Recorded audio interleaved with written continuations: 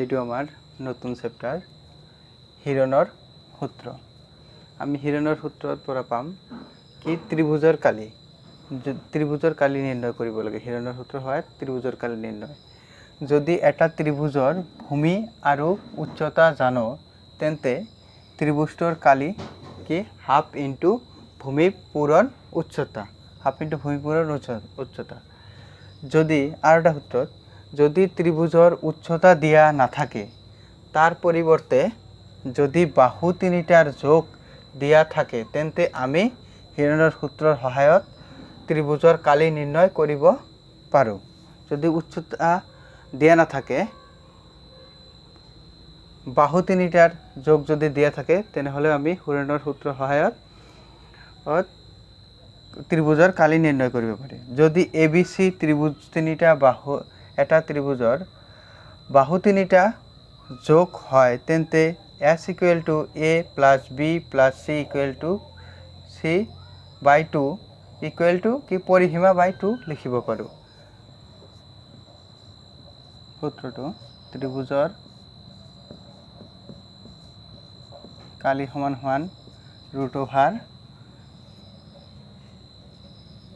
√/(SA) S into S minus A into S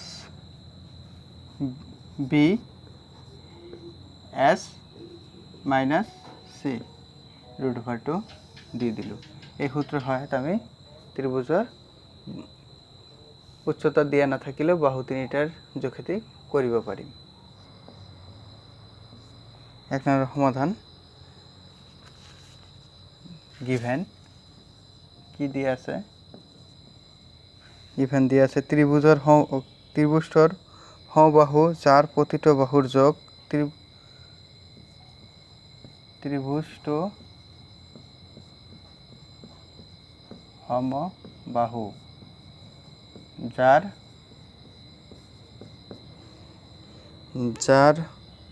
প্ৰতিটো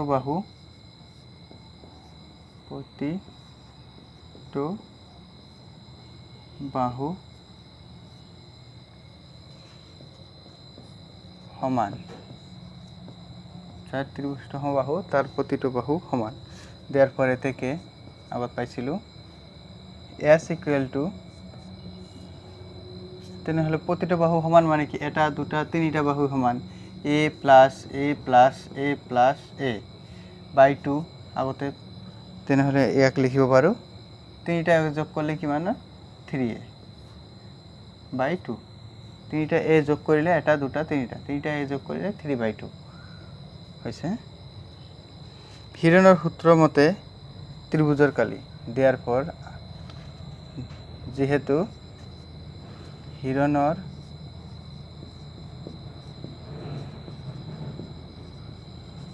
সূত্ৰ মতে ত্ৰিভুজৰ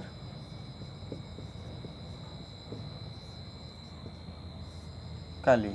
হিৰণৰ সূত্ৰ ত্ৰিভুজৰ কালিৰ সূত্র কি আছিল? সমান √/(S into S minus A S minus B S minus C তেনেহ'লে আমি S ৰ মানবিলাক বহাই দিম। S ৰ মান কি 3A √/(S ৰ মান 3A by 2 এতেও 3A by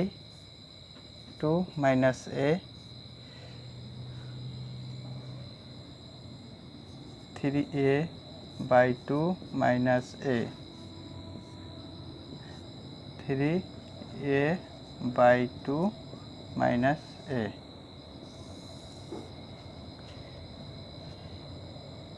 কারণ ত্ৰিভুজৰ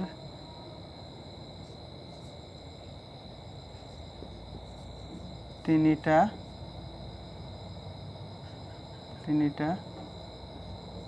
বাহু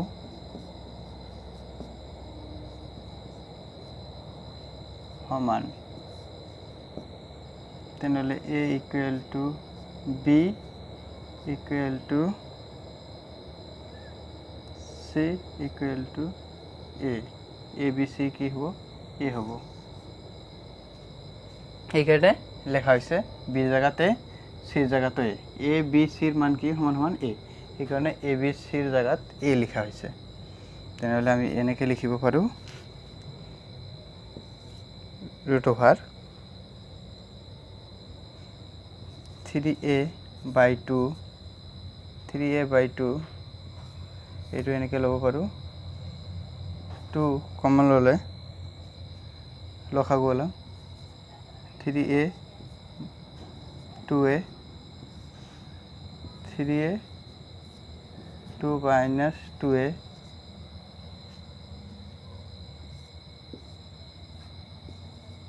3a/2 minus 2a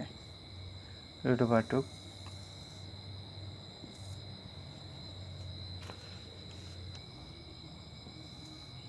দুটা 2 স্কয়ার ইনটু 2 স্কয়ার লিখিব পাৰো না দুটা তাৰ পিছত আমি লিখিব পাৰো 3a দুটা আছে দুটা স্কয়াৰ a স্কয়াৰ আমি এনেকৈ লিখিব পাৰো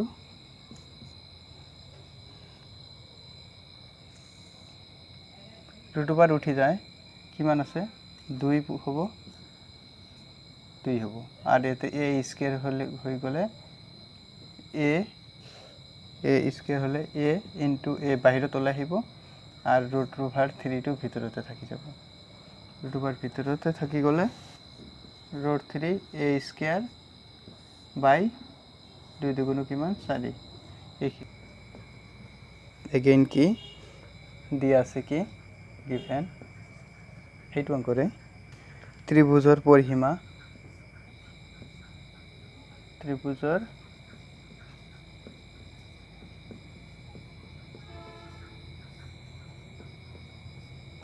পৰিসীমা সমান সমান 180 সেন্টিমিটাৰ ত্ৰিভুজৰ পৰিসীমা কিমান দিয়া আছিল ত্ৰিভুজৰ পৰিসীমা আছিল 180 সেন্টিমিটার তেনেহলে ত্রিভুজটো কেইটা বাহু আছিল তিনিটা বাহু তিনিটা হল a plus a plus a plus a equal to 180 তেনেহলে এটুক লিখিব পাৰিম 3a into 180 3a তিনিটা 1 2 তিনিটা যোগ কৰিছে 3a into 80 ইফালে কি আছে পূৰণ হৈ আছে চলকটো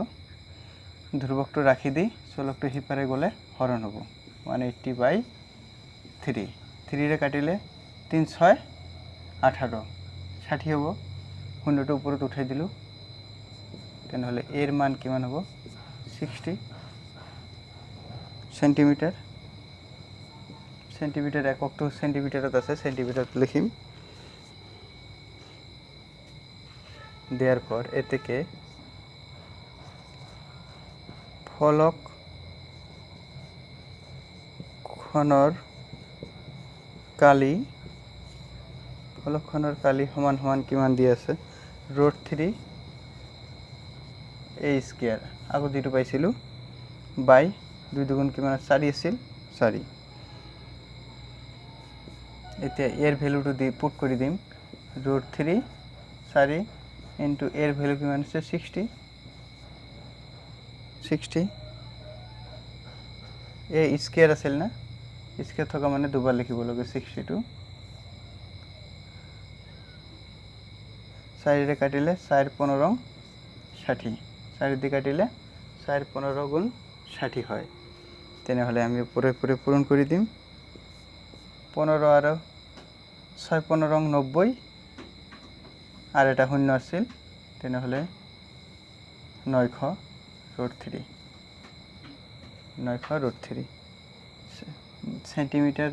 পূৰণ হলে বৰ্গ সেন্টিমিটাৰ এইখিনি আমাৰ 1 নম্বৰৰ সমাধান এইখিনি আছিল আমাৰ 1 নম্বৰৰ সমাধান